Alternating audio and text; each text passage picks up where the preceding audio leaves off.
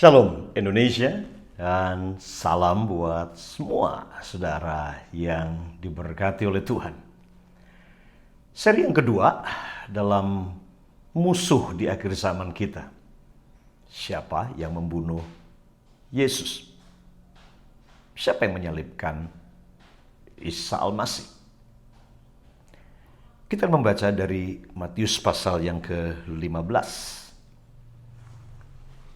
Matius pasal yang ke-15 ayat yang ke-5. Dikatakan demikian. Tetapi kamu berkata, barang siapa berkata kepada bapaknya atau kepada ibunya, apa yang ada padaku yang dapat digunakan untuk pemeliharaanmu, sudah digunakan untuk persembahan kepada Allah.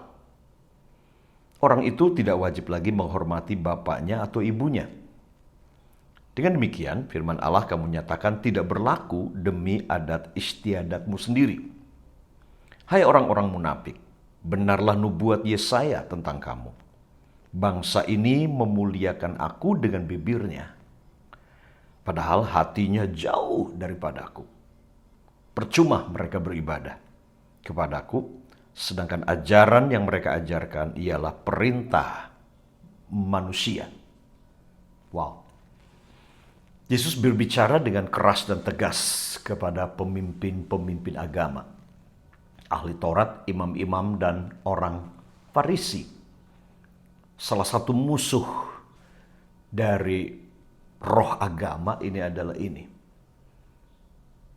Kemunafikan. Ya, kemunafikan. Itu yang Yesus bilang, hai kamu orang munafik. Benar nubuat Yesaya berkata, kamu mendekat dengan bibirmu, ya, pakaianmu, pakai pakaian jubah imam yang megah seperti orang suci. Tapi kemudian dia berkata bahwa hatimu jauh. Cuma bibirmu aja yang dekat sama Tuhan, tapi hatimu jauh daripada Allah. Nah, inilah yang membuat kehidupan Kristus di dalam diri kita tidak terpancar keluar. Karena tidak sinkronnya antara hati dengan mulut kita. Berapa banyak di antara kita diikat dengan roh agama seperti ini. Dan ini yang begitu kuat menguasai gereja-gereja di zaman ini. Kita begitu fokus memperhatikan penampilan yang di luar, lighting yang bagus, musik yang keren, worship leader yang bagus, khotbah yang lucu, khotbah yang keren, ya, bahasa-bahasa yang keren, pakaian, wah seperti malaikat, mahal-mahal, bagus-bagus. Tapi Yesus berkata, hatimu jauh daripadaku. Nah, inilah musuh terbesar hari ini yang gereja hadapi di dalam gereja itu sendiri. Bahkan ini musuh ini ada dalam semua agama. Di mana dari luar nampaknya kita beribadah, dari luar kita nampaknya begitu taat dan soleh melakukan semua syariat agama seperti dikatakan di sini. Ya, mereka memberi kepada orang miskin, tetapi ayah ibu mereka tidak mereka urus.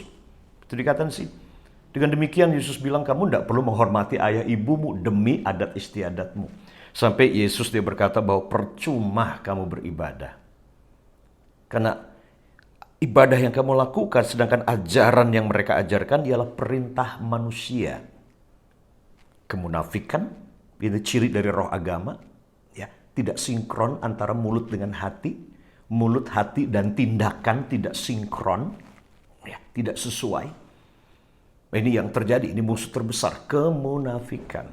Tapi yang kedua adalah ini, mereka mentuhankan adat istiadat, mentuhankan syariat agama menjadi Tuhan. Sehingga Yesus menegur di sini. Mereka bayar perpuluhan, tetapi mereka tidak ngurus, tidak merawat orang tua mereka. Mereka berkata bahwa bayar perpuluhan itu lebih penting daripada kita merawat papa mama kita yang mungkin sedang kekurangan, sedang kesulitan, mungkin perlu bantuan keuangan. Tapi roh agama berkata, tidak, syariat agama lebih penting. Itu sebabnya ciri dari sekte sesat adalah ini. Selalu mereka tadi meninggikan, mengkultuskan tokoh agama tertentu, mengkultuskan ritual adat istiadat, dan menelantarkan justru yang paling esensi, yaitu orang tua. Sehingga Yesus berkata di sini, demi adat istiadatmu, firman Tuhan jadi tidak berlaku bagi kamu. Nah, betapa banyak yang seperti ini, kasus ini dalam gereja maupun kasus dalam semua agama terjadi seperti ini. Nah, inilah musuh kita yang kita harus perangi dan kita harus bertobat dari ini dan mulai kembali seperti Yesus. Kita mulai mengevaluasi semua ajaran-ajaran kita, kehidupan kita, praktek iman kita. Apakah kita mentuhankan adat istiadat yang Yesus bilang di sini, ajaran yang mereka ajarkan ialah perintah manusia? Kalau membunuh itu perintah Tuhan, jangan membunuh itu perintah Tuhan, itu mutlak. Jangan berzina itu perintah Tuhan, itu mutlak. Tapi ada adat istiadat. Adat istiadat, kebiasaan, ritual-ritual agama, bahkan setiap gereja punya ritual. Kadang ritual ini sudah menjadi Tuhan, bahkan Yesus pun kalah dengan ritual.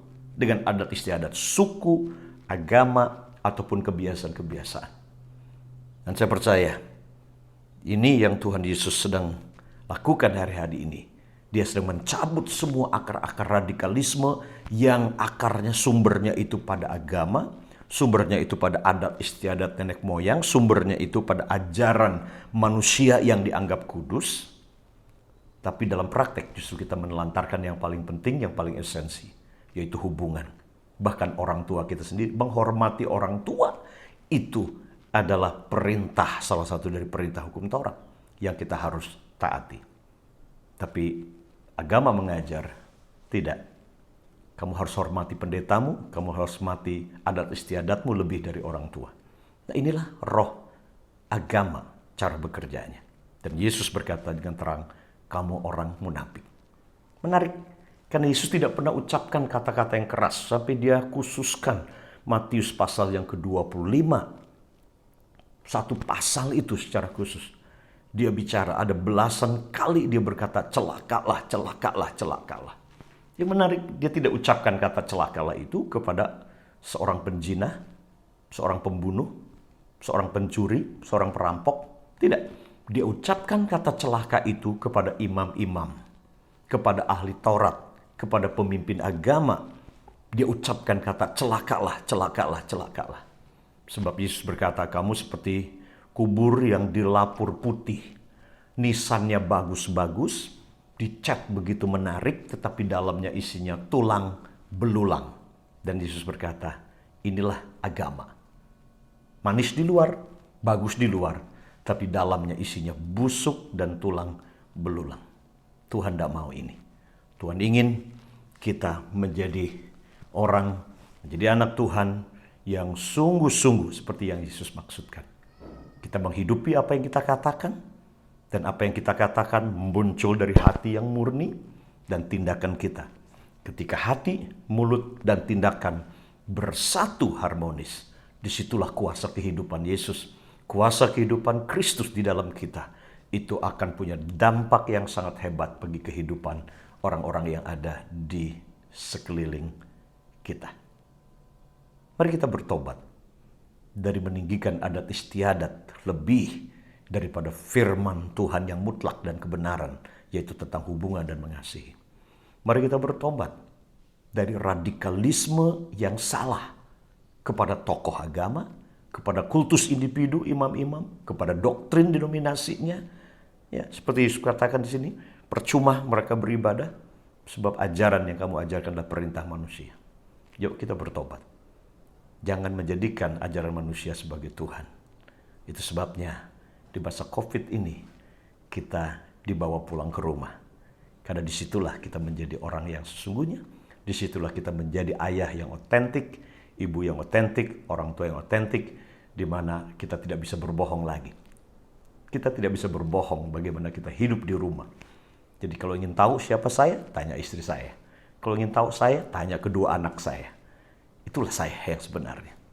Karena lebih mudah untuk dimimbar jadi orang hebat dan berkesan menjadi orang yang luar biasa rohani. Tapi kemudian jadi ayah, jadi suami yang sangat buruk, bahkan KDRT, bahkan kasar kepada anak dan keluarganya. So, mari kita bertobat dari roh agama ini. Karena ini musuh yang membuat kehidupan Kristen, iman, kasih kita tidak punya dampak di tengah-tengah masyarakat. Yuk bertobat dari roh agama ini. Tuhan memberkati saudara. God bless you.